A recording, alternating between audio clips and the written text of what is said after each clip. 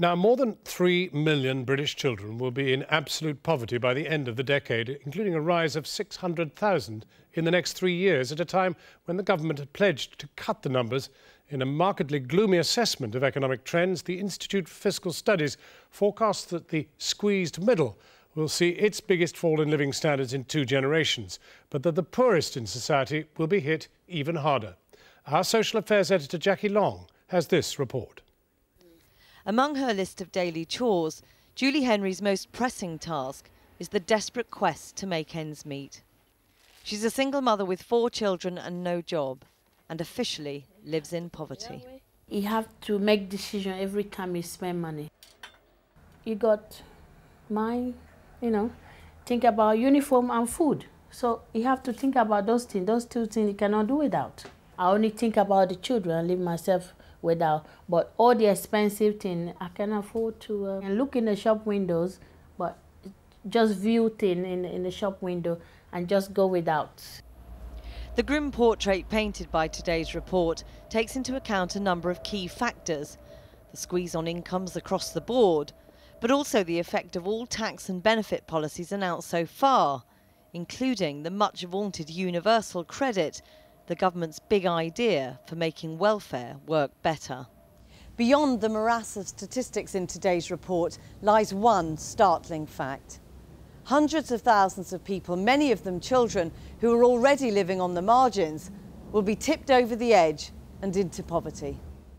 The IFS warns that in absolute terms, 600,000 children will fall into poverty within 3 years. That's alongside 800,000 working-age adults. The median income is expected to drop 7% by 2013, and that's the largest 3-year fall in 35 years. And I believe that we can make British poverty history. It's as simple as that.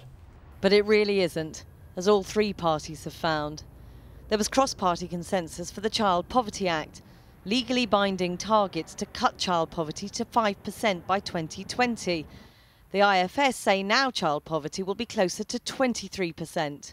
Well, 2020 is a long time ahead. We're talking 8-9 years ahead.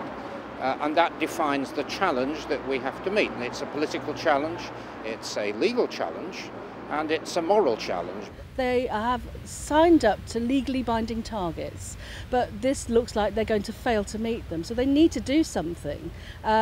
What they've got in place isn't going to be enough. There needs to be more help for families through child benefit and child tax credit, and also some effort to restore some of the cuts. Families with children on the lowest incomes are facing £18 billion worth of welfare benefit cuts, and that's one of the reasons why even the universal credit doesn't make up for it. And one of the reasons why, for Julie Henry, the future only holds fear. If they're going to make it smaller, that means there will be more children will be suffering. Children and alone parents like me. 2020 may be a long way off for the politicians in their bid to cut poverty. It may feel a whole lot longer for the people living it.